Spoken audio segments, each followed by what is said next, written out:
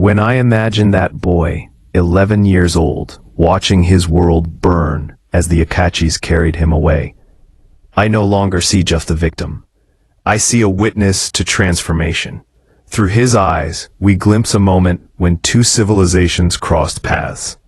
Neither evil, neither innocent, each fighting to survive in a changing world. The real tragedy was not that Herman was taken, but that the understanding he carried between two cultures was never fully heard. He lived as a bridge, but both shores moved on without him. Now, more than a century later, the wind still moves across the Texas plains, whispering through the mesquite and the grass. Sometimes, if you stand still and listen, you can almost hear it, the echo of hooves, the call of the prairie, and the memory of a boy who lived and died between worlds. And in that sound, faint and eternal, lives the truth of the last captive. I often think of that boy, Herman, as a reflection of the land itself, untamed, resilient, caught between worlds that refused to coexist. His story didn't end when he was rescued. In many ways, that was only the beginning of a deeper captivity, one that couldn't be undone by time or distance. After his reunion with his mother, Augusta, the U.S. Army officers believed the matter closed. Another civilized soul had been saved from the wild. They didn't realize that the wild had already shaped him, changed him in ways that would never fade. The first nights back in Loyal Valley were suffocating. The walls, the silence, the routines, they all felt alien. He had lived by the rhythm of the stars, the drumbeat of hooves, the cry of eagles. Now he was told to sleep in a bed and say prayers before meals. His mother tried, with the patience only a parent can muster. She spoke softly, recalling stories of his childhood, the games he played, the songs she sang. But the words meant little to him. He had forgotten most of the German she spoke. When she brushed his long hair and tried to cut it, he pulled away. In Comanche belief, hair held the spirit. Cutting it was like wounding the soul. Augusta couldn't understand that. She saw only a son slipping further away. The people of Loyal Valley whispered. To them, Herman was a curiosity, a ghost from another world. Some feared him, others pitied him. The local pastor urged Augusta to send him to school, to teach him proper manners and Christian values. But the classroom was another prison. The words on the chalkboard looked strange. The laughter of the other children was sharp, mocking. They called him Wild Boy, Indian Herman. He'd rather run into the fields than sit in silence. So he did. For months, he wandered alone, sleeping under the stars, hunting for food as he once had on the plains. His mother worried, but deep down, she knew. Her son belonged to two worlds, and neither could claim him fully. In time, Herman found work on nearby ranches, tending cattle and breaking horses. There, at least he felt free again.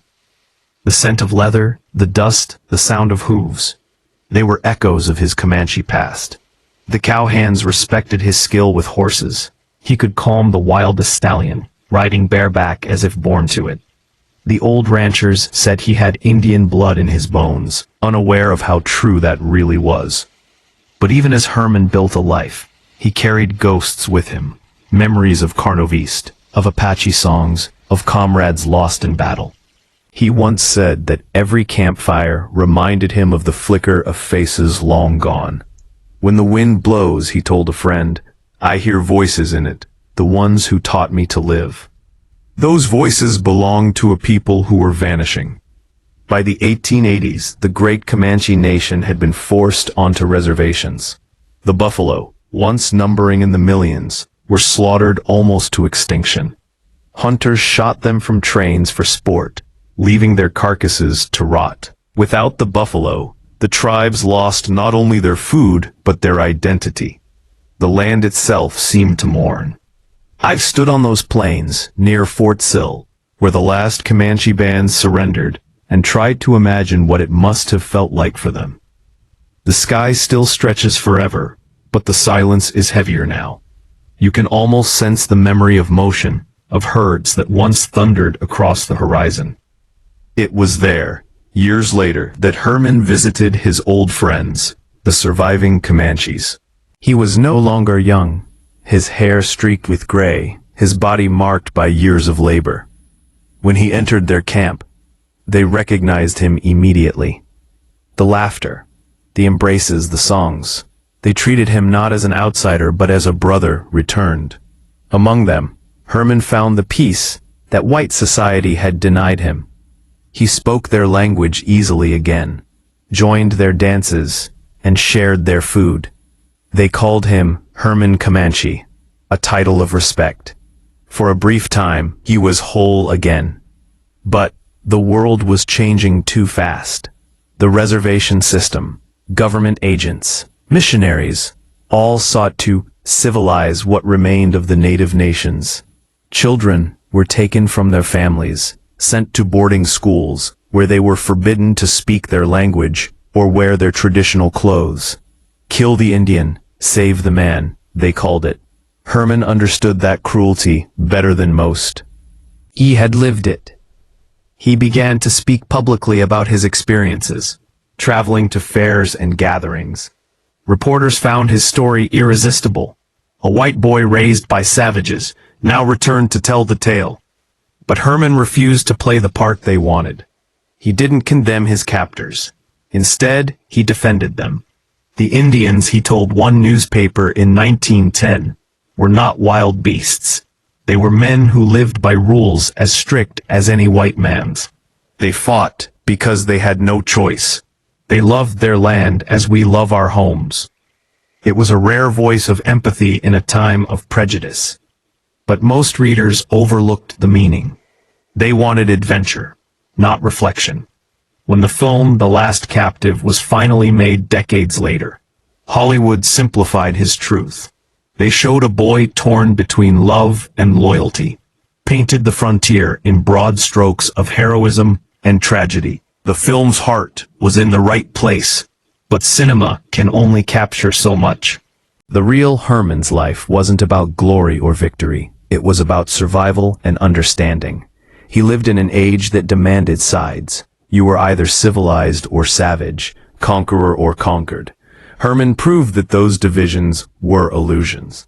He was living proof that humanity could not be confined by culture, color, or creed. I sometimes think of his mother, Augusta, in her final years, sitting on her porch, watching the sunset over the Texas hills. She outlived her son by only a few years. What must she have thought of it all? Did she find comfort knowing he came home, or sorrow, knowing that home was never the same? Herman once wrote in his memoirs that he dreamed often of riding again with his Comanche brothers, feeling the wind on his face, the earth beneath his horse's hooves. When I wake, he wrote, the silence of this new world hurts me. That line has always stayed with me. Because in that silence lies the truth of the American frontier. Not the gunfights or the cavalry charges, but the quiet ache of loss. A loss of balance, of identity, of the shared understanding that once tied humanity to the land.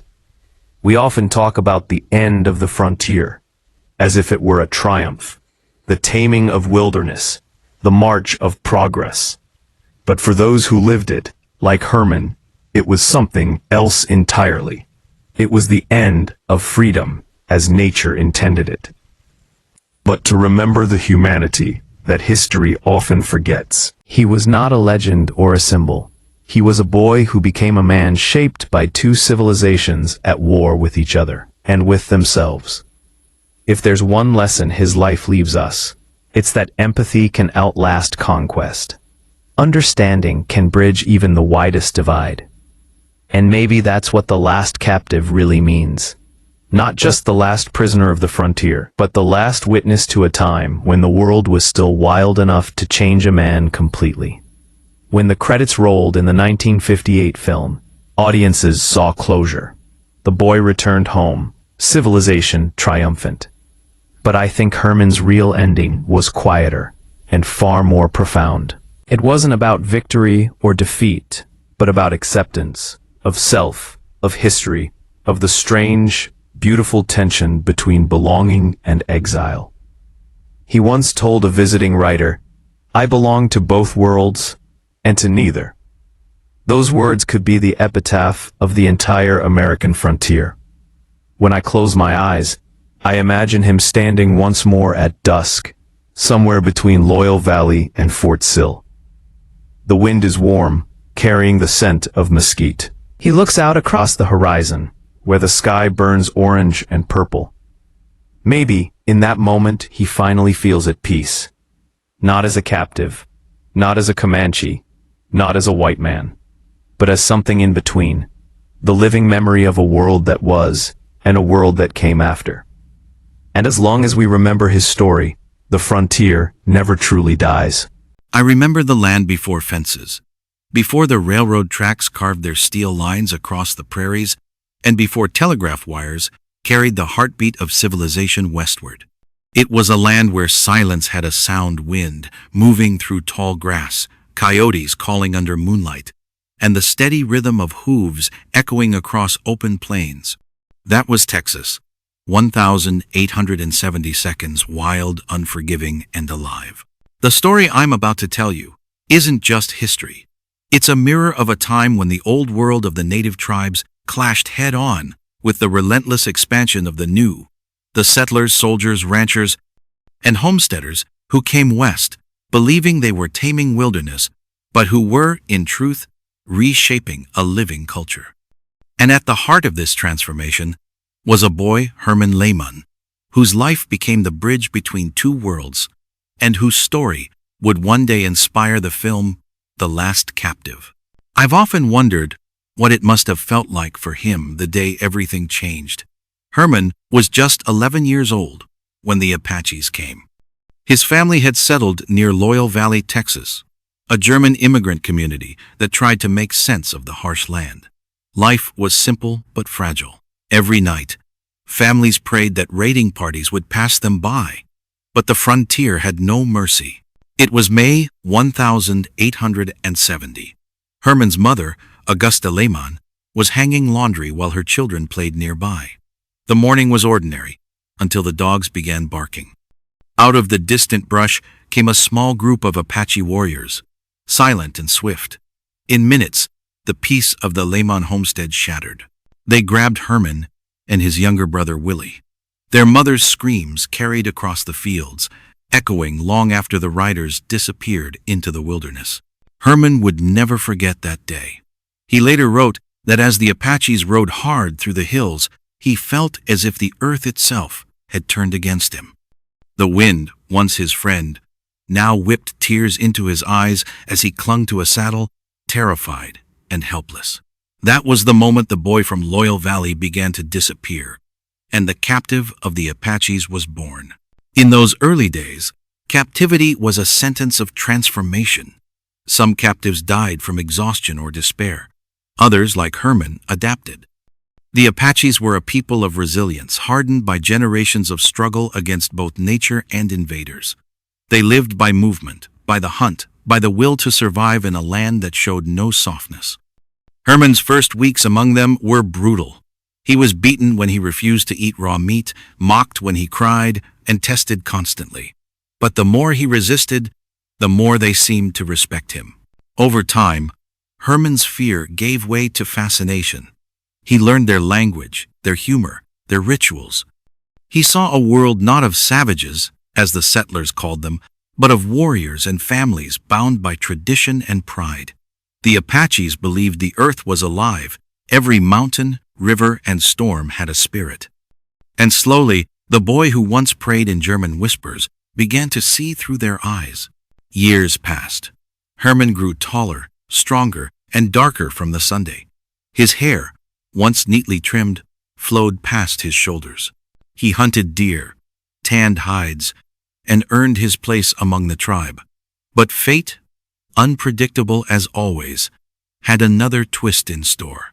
After 4 years with the Apaches, Herman's band encountered another native group, the Comanches. The Comanche Nation, the lords of the southern plains, had long dominated Texas. They were horsemen unmatched in skill and speed, their culture built upon motion and power. During a raid, Herman was captured again, this time by the Comanches. At first, he thought his end had come. The Comanches, known for their ferocity, treated prisoners harshly, but destiny had other plans. The war chief who took him, a man named Carnoviste, saw something different in the young captive. Perhaps it was his endurance, or perhaps the strange mix of defiance and curiosity in his eyes. Instead of killing him, Carnoviste adopted him. In Comanche custom, adoption wasn't symbolic. It was total. A new name was given, a new soul formed.